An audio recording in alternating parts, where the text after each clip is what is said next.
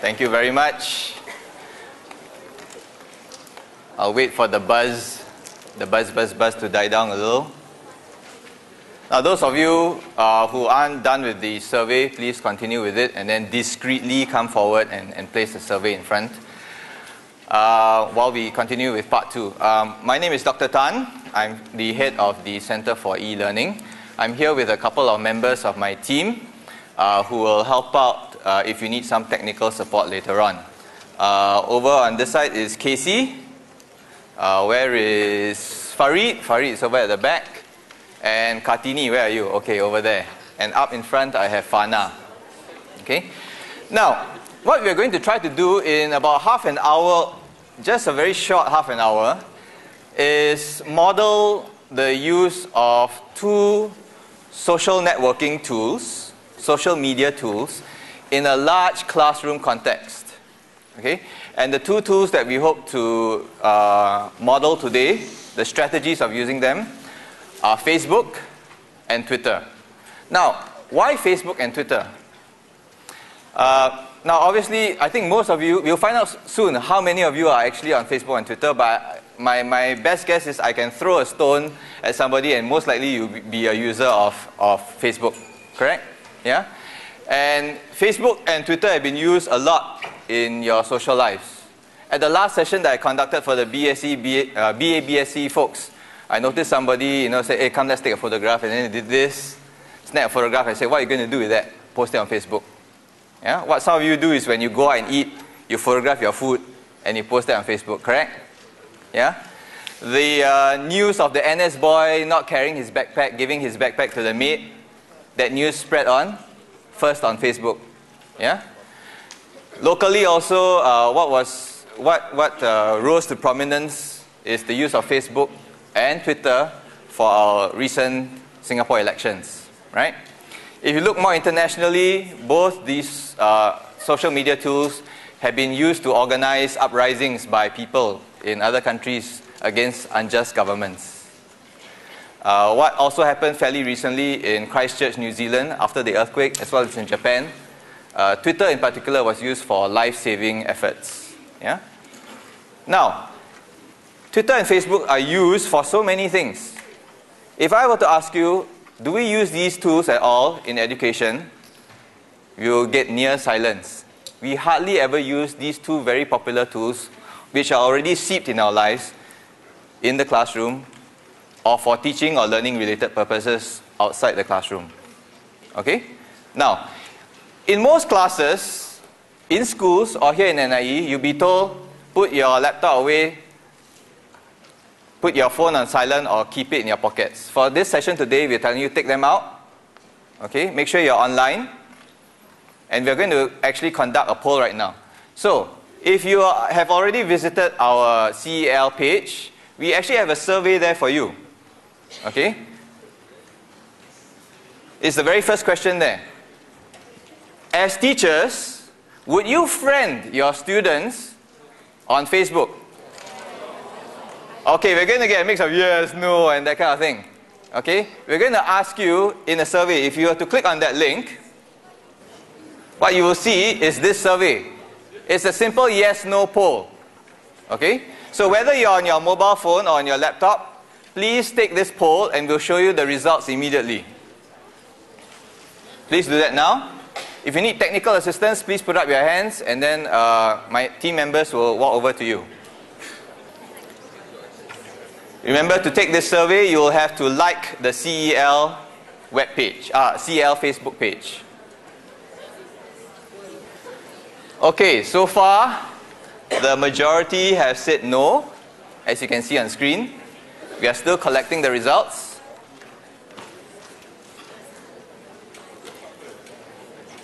Over 60% of you say no. Don't want your students to friend you on Facebook, or you don't want to friend your students on Facebook.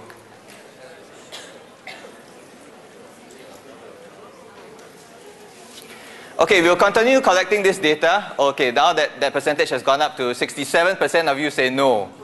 Okay?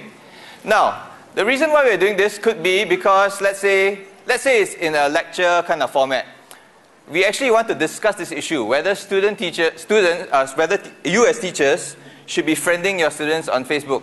The very first thing that we should be doing, obviously, is finding out how many of you feel that how many of you say yes and how many of you say no. Then what logically follows is a discussion as to why. In fact, some of you may think, maybe I might follow if certain things are in place, and you want to have a discussion. Now, in a lecture format, it's impossible to hear from everyone, correct? Yeah? What we could do, but we are not going to do, what we could do is have a discussion on our Facebook wall. This is how you normally post comments about the food that you're eating or something that happened today, right? Yeah? We could have a discussion on our Facebook wall. Now, if you refer to our Facebook, but we're not going to do that today in the interest of time. What we can also do as teachers to seed that discussion, to facilitate that discussion, is provide resources in Facebook. So what we are sharing with you also is something I asked my own ICT class last year. Some of you are actually here. Yeah? And they are stars of this little voice thread discussion, yeah, where they responded by video, by voice, or by text. Yeah? Feel free to visit. We don't have to show it now. I don't think we have enough time. And the people who are involved in that are a little embarrassed of the little show that they put up. Yeah? But this is voicethread.com. You can see what some of my own teacher trainees thought about this issue. What we've also provided for you is what a county in the US and what the state of New South Wales in Australia, what they have decided to do in terms of whether to allow or disallow their teachers to use Facebook or other social media as teachers. Yeah? Now, if you ask Singapore schools what their policy is, you'll get a mixed bag. You'll have schools that totally bar the use of Facebook, for example, and those that allow Facebook. Yeah? We don't actually have a blanket policy. Yeah? So that's one way we could use Facebook to conduct a poll and to have an ongoing discussion. Okay? Now, let's move on to Twitter. Now, we're going to use Twitter in two parts. One, again, to take a poll, and second, for you to actually participate by providing answers. If you are going to provide answers, you will need to have a Twitter account. Yeah? And we have provided instructions earlier on for you how to actually create your own Twitter account. If you want to do so very, very quickly, all you have to do is go to twitter.com and set up your own account if you don't already have one. Okay? Now, let's say I were to post a question on to find out whether you already are users of Facebook, or whether you are users of Twitter, or whether you're users of both. If you visit our website, let's refresh this page. You'll notice that at the very top, let's zoom in. At the very top, something I've just posted is this very question. Are you already a Facebook and or Twitter user? Okay? If you click on that URL, you'll get to a second poll question. Please provide your answers there. To get to this page, just go one page back. Yeah. If you are not a Twitter user yet, all you have to do is visit twitter.com/CEL_NIE. You will still get to the same question. The URL again is twitter.com/CEL_NIE.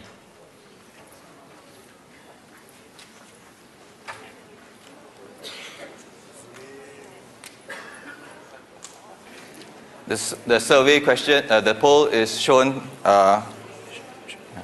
and we have some responses already.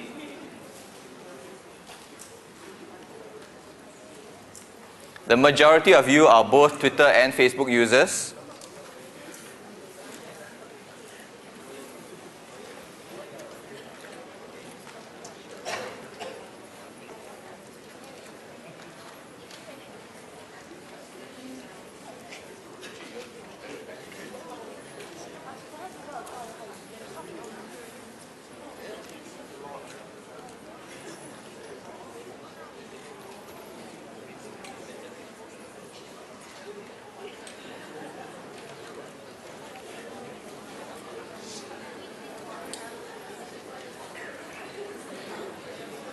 Almost 70% of you who have responded to the poll have indicated that you are Twitter and Facebook users.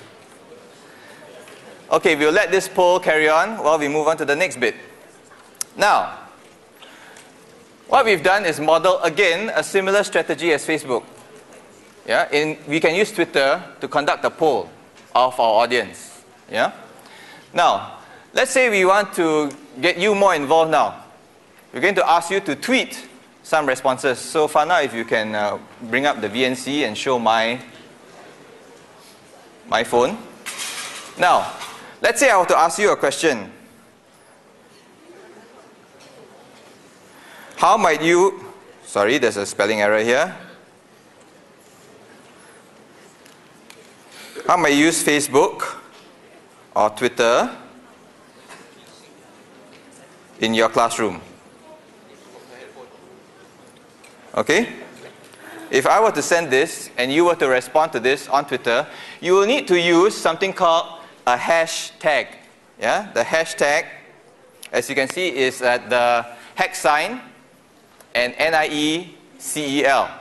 Okay? That way we can collect all your responses on this question in one place. Remember, the question up there is, how might you use Facebook or Twitter in your own classroom? Okay? How might you use this as teachers? Feel free to respond to this. Make sure you put in your answer the hashtag hex NIECEL.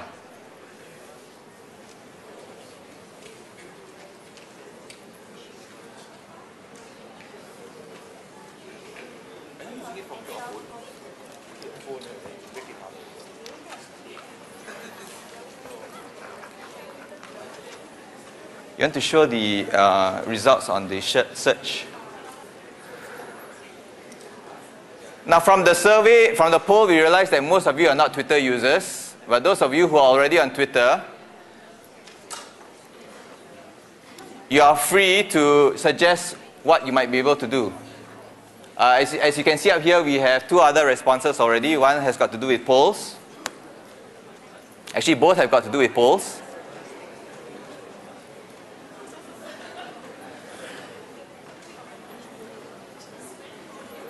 Anyone having difficulties using the hashtag and Twitter, please approach my team members who will assist you as best they can.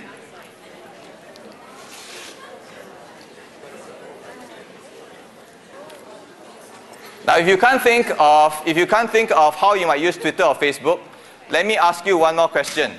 Yeah, and this is something that you can share at hex NIECEL. And the question is this. Okay, what are your thoughts on this session? Okay, what are your thoughts on this session? Feel free to post that as well. Okay, we have yet another response about getting feedback.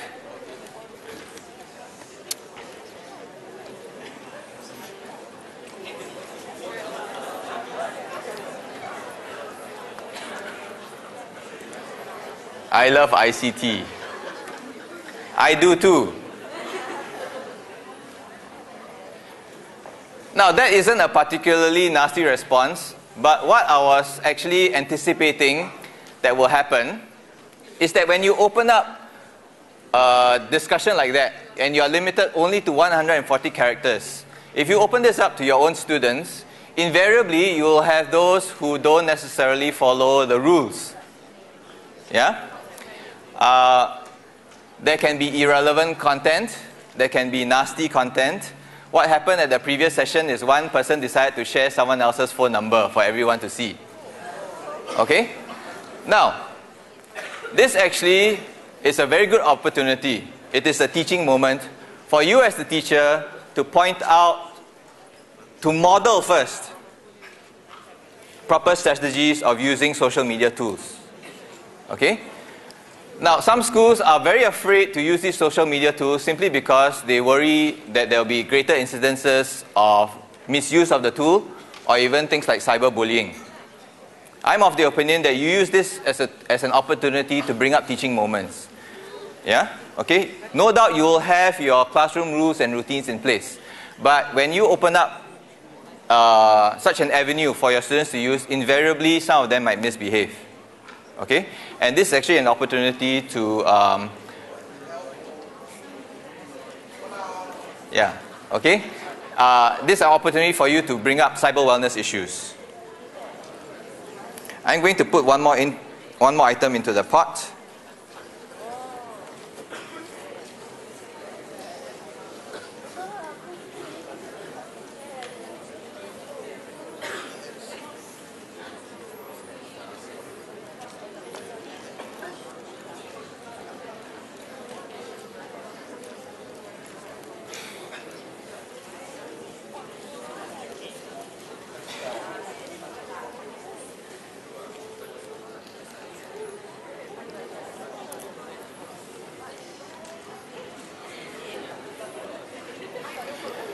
Now, Twitter can also be used as something called a back channel.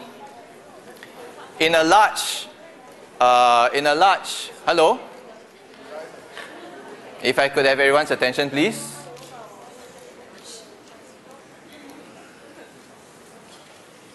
Now, in a large classroom context like this, if there was a lecture going on and the lecturer wanted to find out what questions the audience has, you can actually maintain a back channel like that. So the questions will actually stream at the back. And the lecturer or the assistants can monitor what's going on. Yeah? If you broadcast the questions that are in the background, if you think that question is good, you can do something called retweet. You can repeat that question. Okay? And then that way the person who is speaking realizes, hey, that's an important issue. Let's deal with that.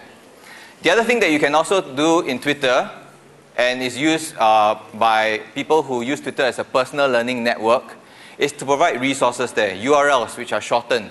Yeah, really good readings or really good resources or really good YouTube videos in education. Okay? Now, you can feel free to use this tool. You can also comment on Facebook. Yeah? But I'd like to close with a quick message. Now, you're all about to go into your schools as full-time teachers. Yeah? And full-time teachers, when you are asked to integrate ICT into your classrooms, into the way you teach, and to promote more meaningful learning, there are often at least 3 complaints. Yeah? One is, my school is not ready, we don't have enough ICT, right? Yeah?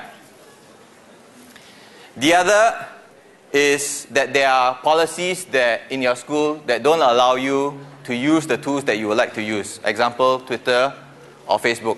Yeah, I know of schools who actually filter these tools out. The third obstacle is trying to marry a current or modern day tool with ancient pedagogies. Yeah? Let's deal with these 3 issues one by one. The lack of ICT or the lack of infrastructure. Now, obviously, most schools cannot provide 1 computer for every student, just like NIE provided you 1 laptop, right? But most of your students already are carrying a little computer in their pockets, in their bags. Yeah? You're carrying not only a little computer here, you're carrying a GPS device, cameras, recording devices, yeah? Drawing slates, musical instruments, calculators, flashlight, right? And occasionally it's used as a phone. Yeah? Most schools do not allow the students to use these in class. I challenge you to challenge your schools to bring these things in a meaningful way. Okay? So that's issue 1. The second issue is policies that dissuade you from using these type of tools. Now, you as creative, critical teachers can think of ways to overcome these policies, to change the mindsets, yeah, by demonstrating, by modeling positive use of these tools. Third issue, marrying old pedagogies with new technologies.